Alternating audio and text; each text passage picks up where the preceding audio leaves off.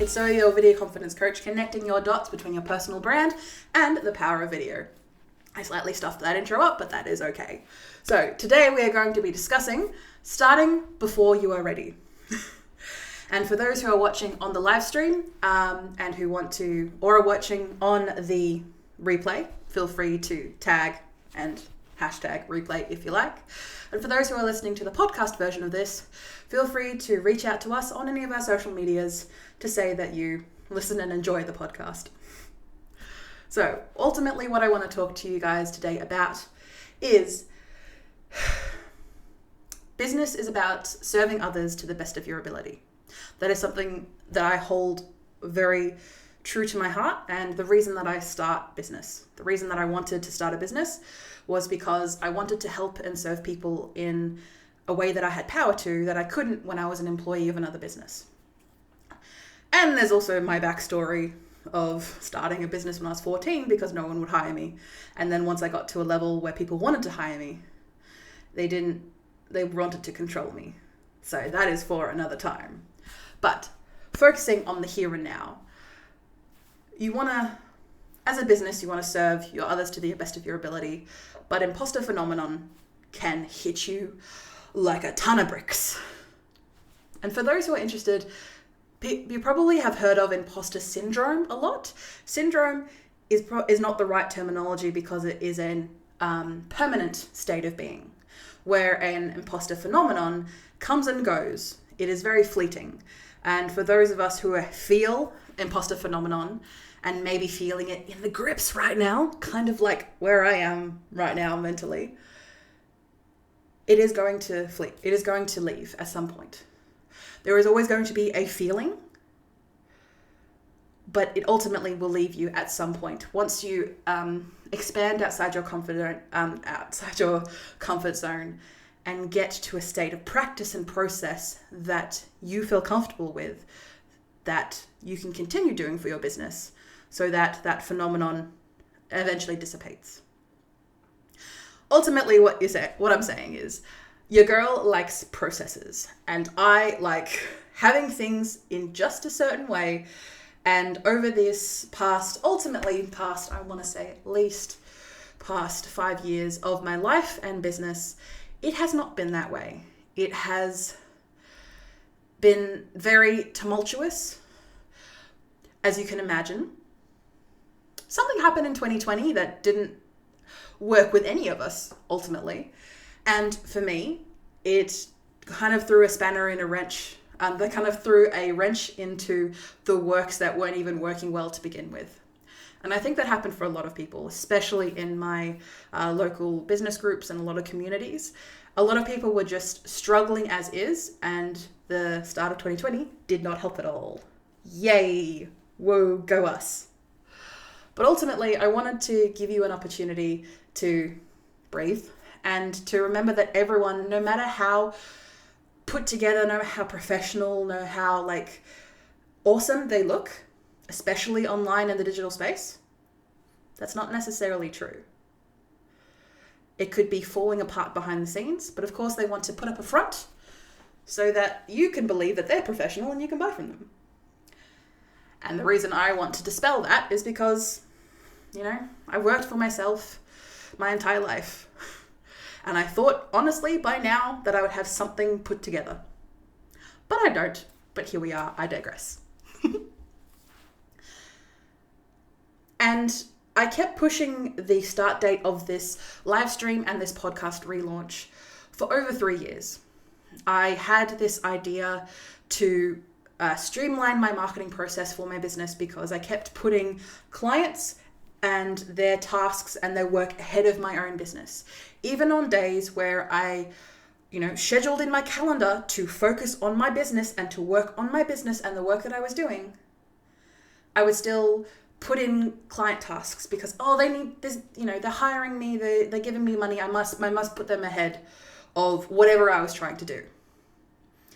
And here we are, 3 years later, having done nothing and having nothing to show for it, because here we are again in the same place that I was 3 years ago. And this can be chalked up to wanting to do the best and and keep my clients and, trying to do the best I can for them. But it can also be chalked to just procrastination and sabotage, just self-sabotage of, I know that I can do these things, but I don't believe in myself that I can do these things. And when push comes to shove, for example, like this live stream, if you're watching live or if you're watching the replay, feel free to comment. But here I am. I feel so slapdashed. I feel like that nothing is working as it should, but I'm still here supporting you and giving you the reality check, at least from my end, when it comes to the work that you want to do for your business. And that is okay. I'm allowed to put myself first in my business. I'm allowed to spend time focusing on my own marketing and, showing clients that I can actually walk the talk when it comes to enacting aspects into their own routines and their own marketing practices, processes. I show them that I can do that myself and get the same results. Obviously, everything is different. Not like a little bit down the bottom where it says, terms and conditions may apply. Just want to stress that. But if I'm not willing to do something, I'm not going to ask you to do the same thing. In your marketing, in your processes, whatever you need to do in your business, if I am not going to do it myself, I'm not going to ask you to do it. And ultimately, over the past 5 years, but especially in the past 3 years, I have not been in the right headspace. I've had very poor mental health, a little bit myself, but also a little bit outward forces, and not having a lot to show for it.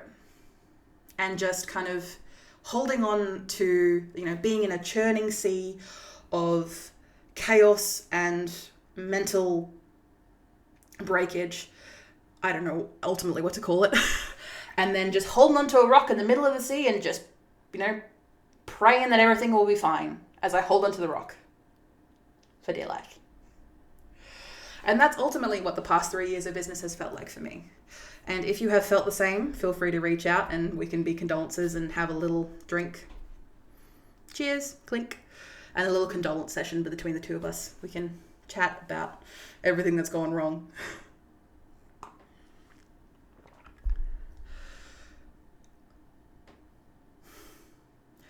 But for myself, I wanted to make a change. And that change meant for me for actively sitting down and making decisions about my business. I currently am part of the C program, which used to be called the NICE program back in the day. And essentially it's a government-run training course, a 12-month training course for small businesses. And when I first started, I thought, I'm not here. The imposter phenomenon was kicking in of like, all these people are very new to business. I shouldn't be here. I've been doing this since I was 14. What the hell am I doing? And then as we were going through the business plan, the financial plan, and all these aspects of business where it's not that I hadn't thought of it at the time. I was just more grommet in the wrong trousers, putting the train tracks as they're being pushed along just as fast as I possibly could. Because that's how my life has always been. I've just been putting the train tracks one clip in front of the other and moving as fast as humanly possible. And now I'm taking that time, of course, still working with my current clients and still working with leads to try and get them into clients, but spending that time to actually focus on my own business so it can be ready to work with more clients, to be at a state where I don't hate my business. Because 2019, I hated my business. I was willing to drop it and just let it go because it wasn't serving me anymore. And since then, I've made it serve me because I ultimately have control of my business and the work that I do with it. But procrastination is a huge thing for business owners in general. I'm going to stress that. I'm not just talking about myself here. I'm saying that almost every client that I have worked with, there's been some form of procrastination because especially when it comes to running your business, there are so many things to do that marketing, even though it is a very important part of your business, and I'm not just saying this because I am a marketer and you hire me for marketing duties. I'm not just saying that. I'm saying it because you need to tell people what you do. You need to tell people, hey, I am here. These are the services I provide. Here are the type of people I want to work with. Come get your services. Ding, ding, ding, ding, ding, ding, ding. Dinner bell. Come get your dinner. Like, you need to tell people what you do. And of course, some businesses are a lot larger and they have teams for that. But when you are a small business of yourself, or maybe yourself and a couple of staff, you're doing everything. You're doing all the things. You're trying to do the things that run the business. So I can understand procrastinating on something as important as marketing, because it's not getting you money right here, right now. Because why would it? It's just over there doing its thing in the corner. But when times are slow, or for example, like right now, where the cost of living pressures, as we're calling it, marketing then kicks in, especially long-term marketing that you've been doing over time, which is why my philosophy when it comes to marketing is that it needs to be easy, it needs to be consistent, so you can have longevity of something that you can do over time. And if that means that you have to hire some other people and let them do the marketing for you, so be it. Just at the end of it, make sure you get your content and make sure you get your IP. And a contract that actually says that, FYI. But going through my notes, Zoe, because we've already got less than 10 minutes of this episode. A lot of business owners that I have worked with have a lot of SOS, shiny object syndrome, where they just kind of follow from one thing to another that attaches their interest because marketing is such a pain. Or they're trying to avoid the pain aspects of their business, where they can just follow something shiny and new that captures their attention and captures their interest enough so that can distract them from the worst parts of running a business.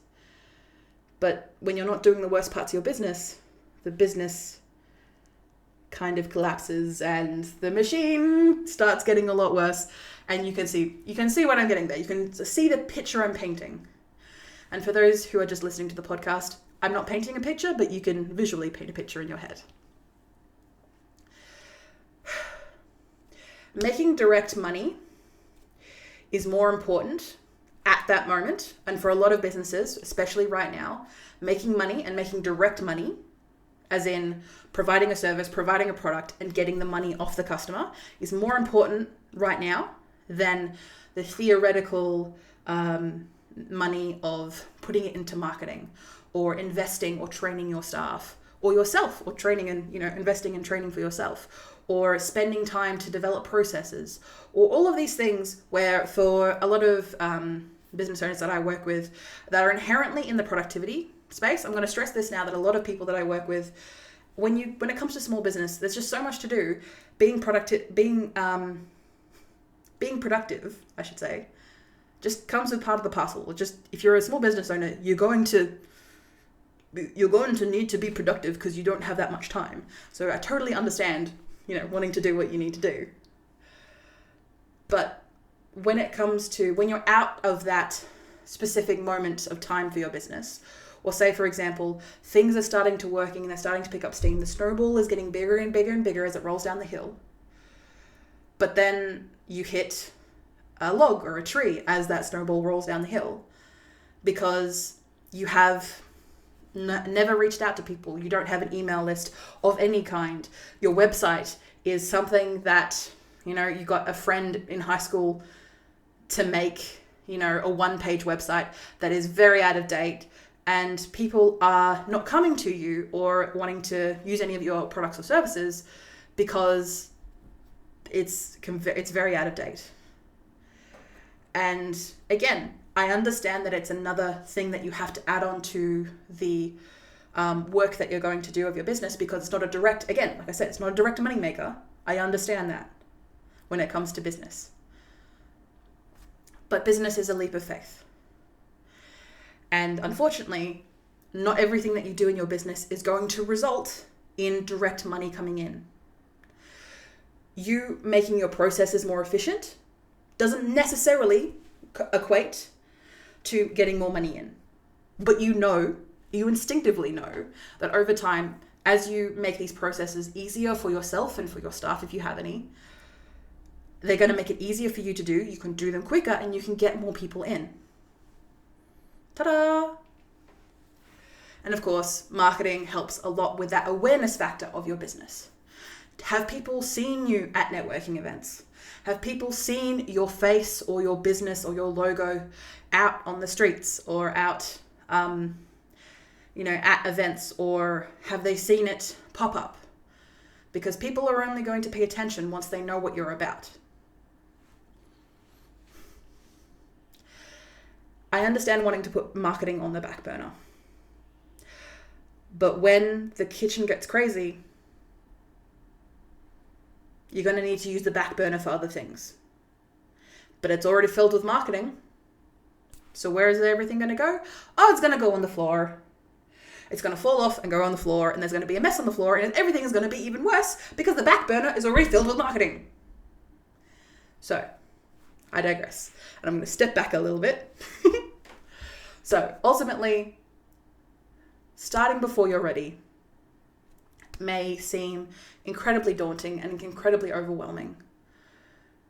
But I'm proof, as you are watching me, as you are listening to me right now, I am proof that you can start when you're ready. You can start when you're not ready to be able to achieve greater things. Just always think about what is easy for you to do, what is something that you can consistently do over time. And that will lead to longevity, not just for yourself, but for your business as well. And if that involves something as simple as going into your website, on the back end of your website, and updating things for half an hour a week, awesome. That is a good first step. It is something consistently that you can do every single week, for example. And for those who are ready to make that next step up in their marketing or in the work that they're doing to get more leads in, to get more awareness on your brand. And again, when it comes to that funnel, and I probably shouldn't be describing that too late in this podcast episode, Zoe, but essentially a marketing funnel is something that has a couple of different stages regarding, the practices of marketing. You want to get people from an awareness stage of your business all the way down to wanting to eventually purchase from you. Be it a product, be it a service, and you want to get them past that point to raving fans, to people who will, word of mouth you to the moon and back. You want those type of people on board. But how do you get them? Well, they have to know that you exist first. And that starts with consistent marketing practices that are easy enough for you to do, that possibly you've seen other people do in adjacent industries to you, or maybe even competitors. Maybe you've seen them do it. And you're like, I can do that better. Prove it. Prove that you can do it better. So if you have any, not questions, but if you're finding that any of this is useful for you, feel free to reach out or comment in below. Either if you are live or in the replay, I will always respond to comments, or do my best to respond to comments. And I will do my best to make sure this is nice and pretty for those who are listening to the podcast as well. All right.